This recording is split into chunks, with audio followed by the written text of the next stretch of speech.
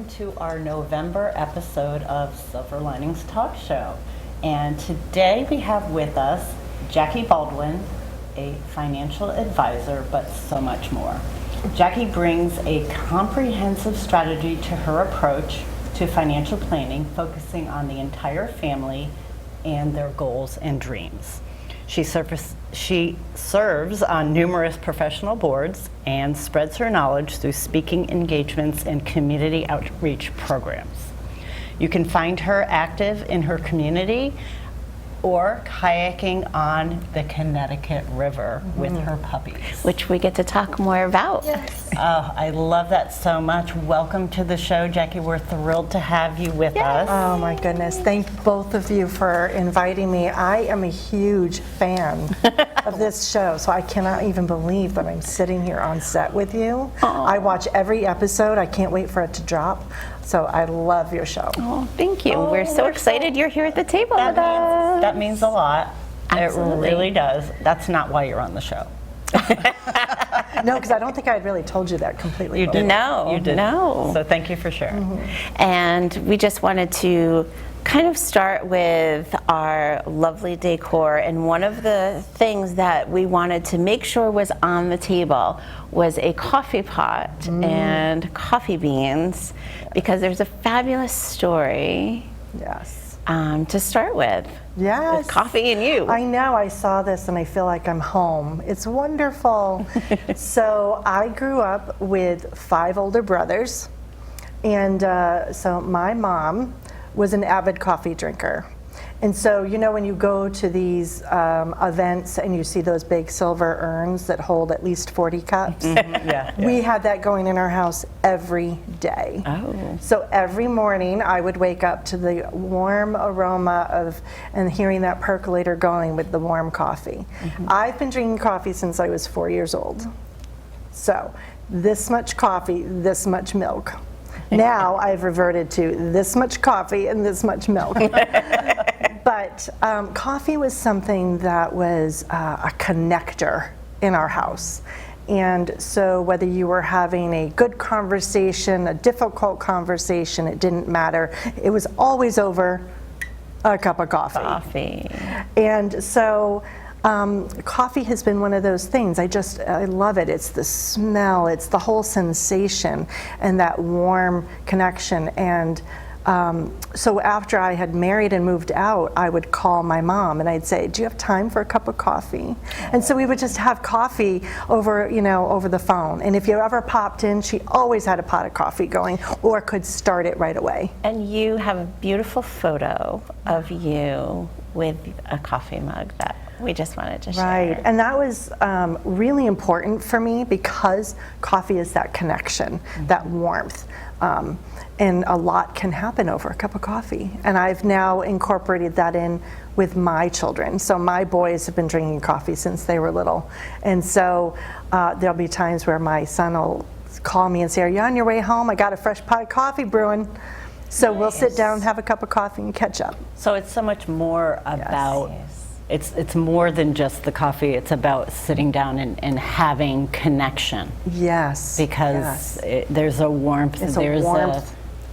I love that so much. I love that. I'm so glad that we could make you feel at home. I know, with it's beautiful. With our table set today.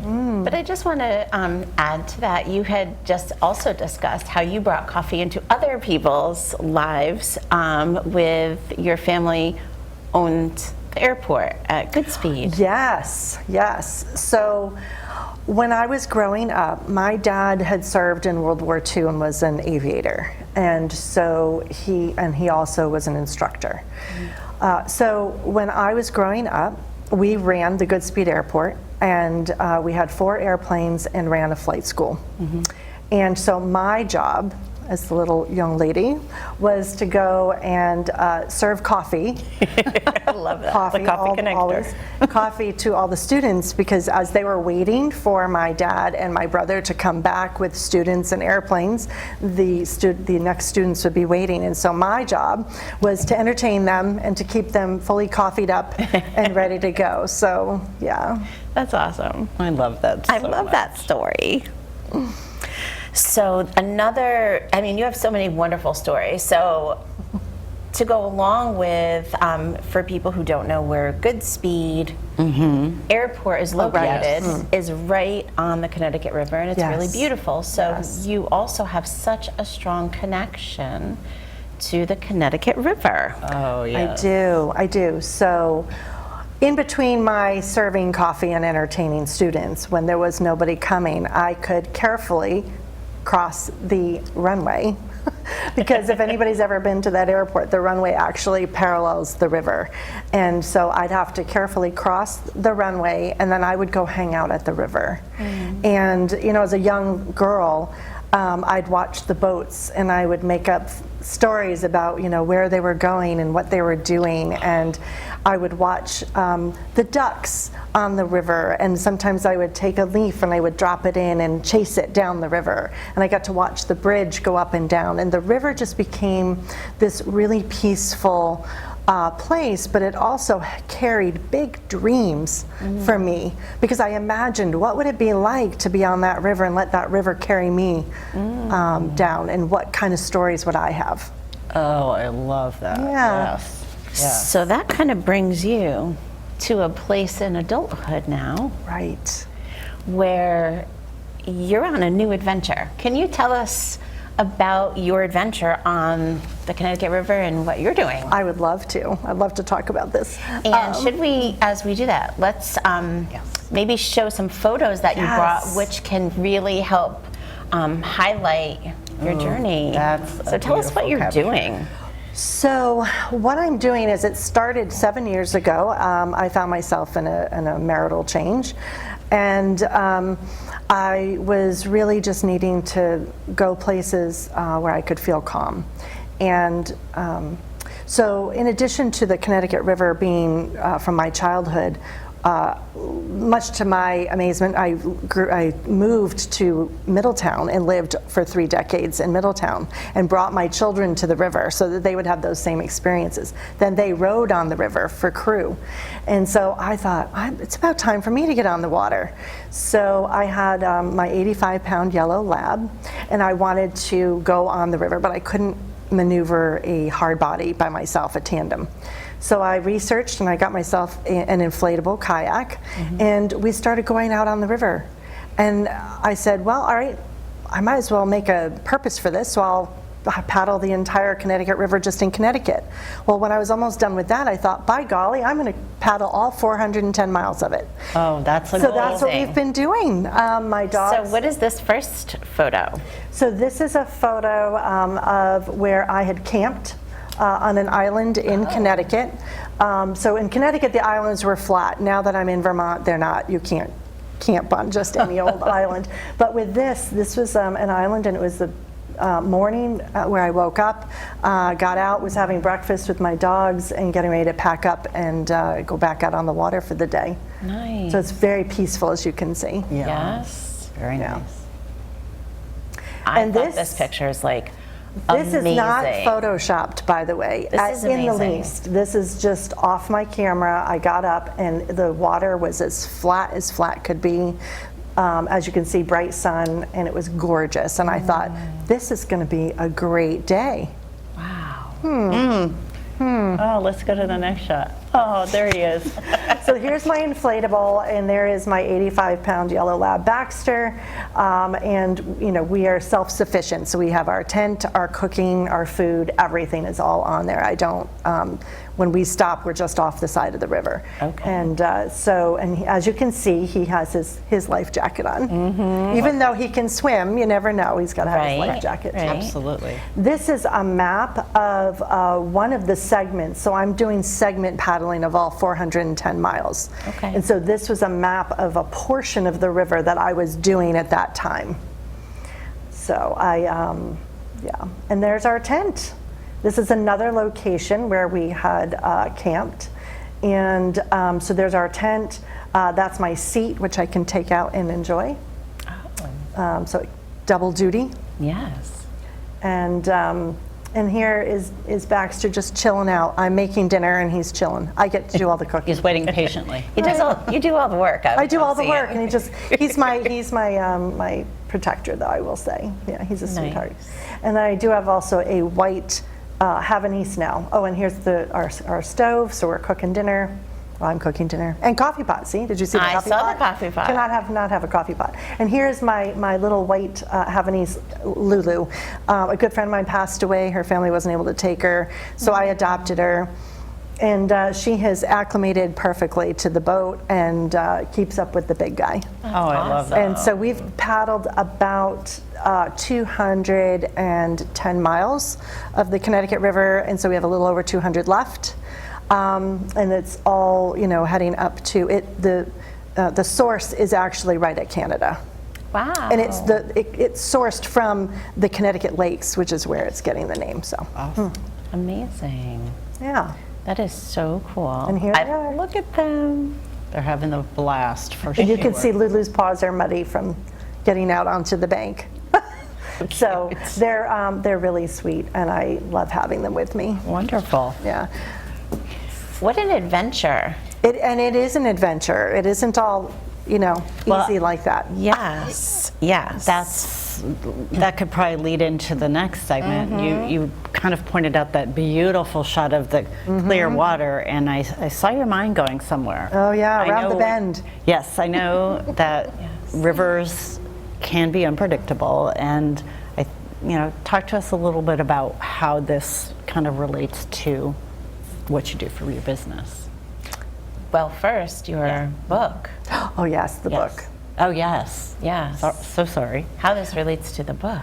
So, as I was doing this, paddling, and some days it's beautiful like that.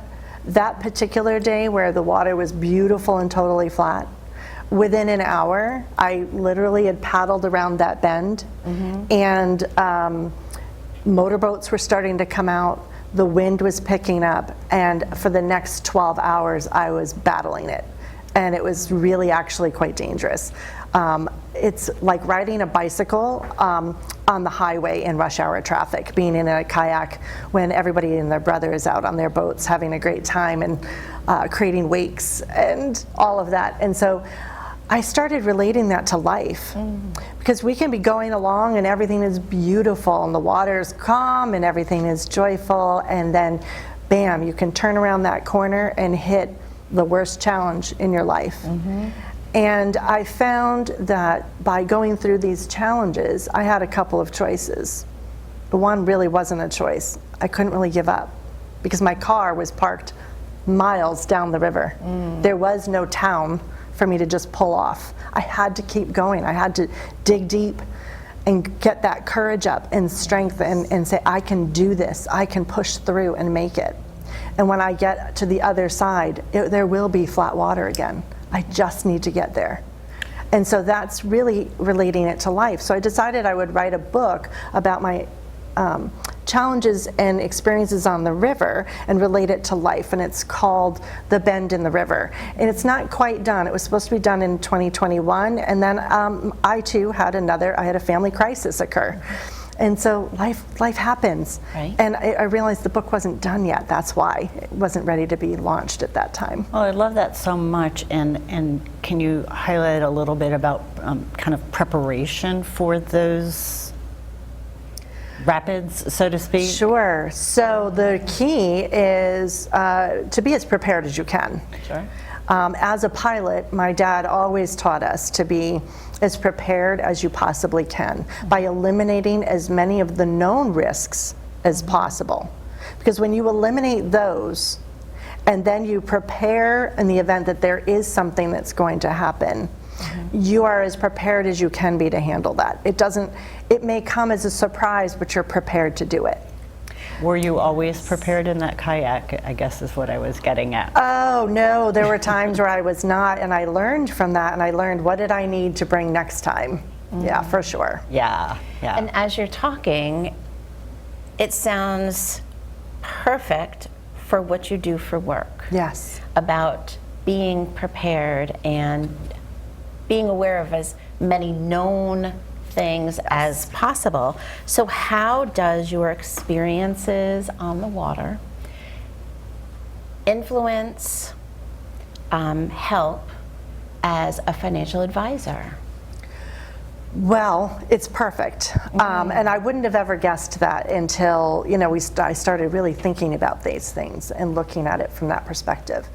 So when I go out on the water, I make sure I have maps.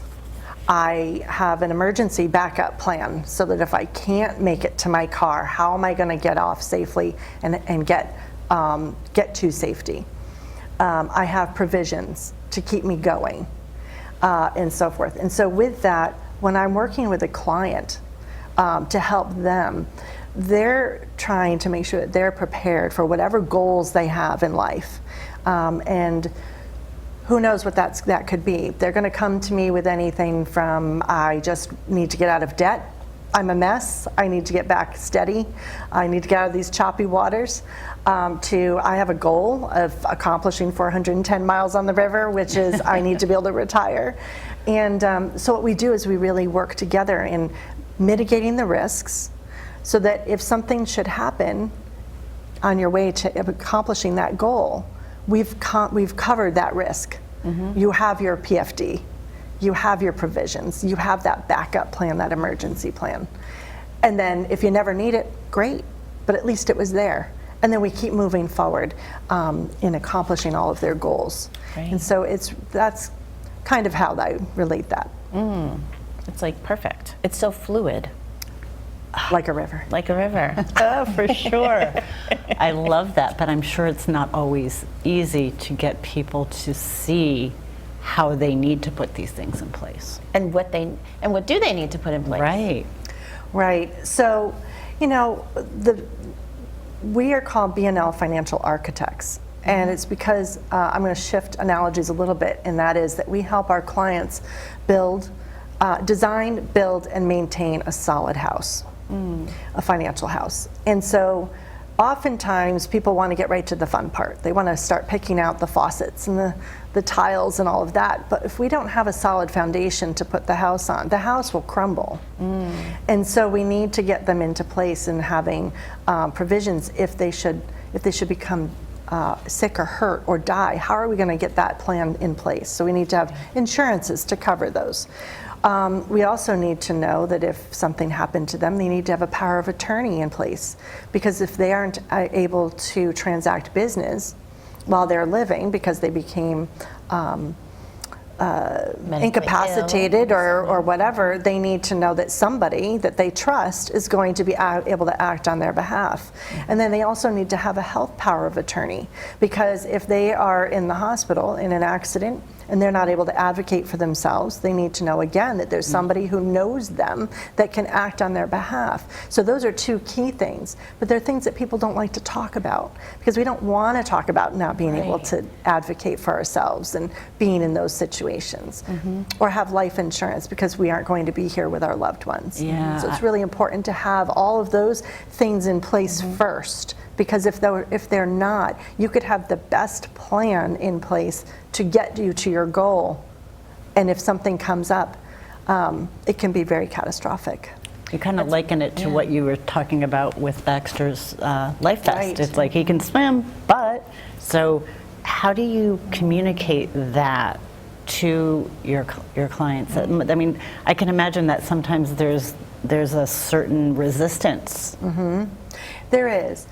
But what I really try to encourage my clients to do is, first of all, working with me is very different, I think, than working with some other financial advisors. When somebody comes to me at first, we really talk about hopes, dreams.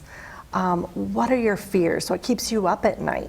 What would you really love to have if money weren't an option? We talk about all the emotional stuff, because money is just a means to an end. It's not the life. The money is what helps you create and meet these goals and to allow you to sleep at night in comfort. And so we really talk around those things first. And I always bring back everything we're doing in our financial plan. I bring it back to those stated goals that they said they wanted to have, and how maybe this is helping take away that fear. And so sometimes when clients come to me too, they say, or they're hesitant to come because they're like, I'm embarrassed. I want my financial, I'm a mess. I don't want to come and I want it tidied first. And I equate that to if we're if I were to have somebody come in and clean my house, I'd probably be inclined to try to tidy it up first because I might be embarrassed. But I'm actually bringing somebody in to clean my house. So why am I doing that? I say the same with a financial advisor. Don't worry about if your financial house is a mess. That's the exact right time for to bring me in. I'm here to help you tidy it up. Well, that's such a good point, because if just for that analogy, if they don't know what they're if you don't know what you're dealing with, how are you really going to help someone? And I would love, there's a couple things that we talked about before that I think are just so important. And one you had mentioned, and it was like a, what? Oh my God, never thought about it moment for me, was when your child turns 18. Yes. They're off at college, something happens, they're in the hospital. The hospital doesn't have any requirement to call you. As a parent. And legally, because of HIPAA, they really can't. Your child is now a legal adult. So what form did you say that really, I think anybody who has children, especially teenagers that are nearing 18, what form should they be filling out so that if something happened, they have the right to make decisions for their child? Right, so they need to have this healthcare directive form, and oftentimes you can do it so that there's an electronic copy as well as your hard copied signed. And so oftentimes hospitals will say you can fax a copy into us, so that if you're having to travel, say your child is out of state and you get a call, the awful call that your child was in an accident and you need to get there. Well, while you're driving, you want to be talking to the doctor. You want to be making decisions. Yes. You can't if you don't have that form. So you need to be able to have that form and send that in. Yeah, that's so it's really important. For me, right now, I have 2 kids out of state. That these are conversations that I'm having with them now, because I feel like there's so many things, and there's always one that you're missing. Right, right. And think about how fear of having these difficult conversations impacts a lot of households, and then that creates the avoidance of doing it. So what do you say to someone who's in that position of, I'm fearful of even having this discussion, and because of that, I'm completely avoiding doing it? So if you are not willing to have the conversation, if something happens, somebody else is going to make those decisions for you, and they may not have been the ones that you would have chosen. And so it's really important for us to have these conversations, as difficult as it may be, so that you are making sure that your wishes are met. That somebody else isn't making a decision on your behalf that isn't in alignment with what you would have wanted. Yeah. And if something should happen to you, what's going to happen to your loved ones? Or if you're a business owner, what's going to happen to those employees who are depending on you? I think I had shared with you, I just, on my way here, had discovered that my son's boss was killed in a tragic bicycle accident yesterday. Yesterday, yeah. And so today they're faced with, do they close down the business? What's going to happen? On top of the grief. And so it's terrible. It just elevates the grief, and I think that's a great point, because in your discussion with your child, even though it's a hard decision, you want to carry their wishes out and understand what they want, because they are an adult after all. Right, and how can you help someone if your hands are tied behind your back? It's not going to work. I also love the statement that you had said about the importance of having these difficult conversations now versus having them when you are in the throes of grief. Yes. Or healing. Right.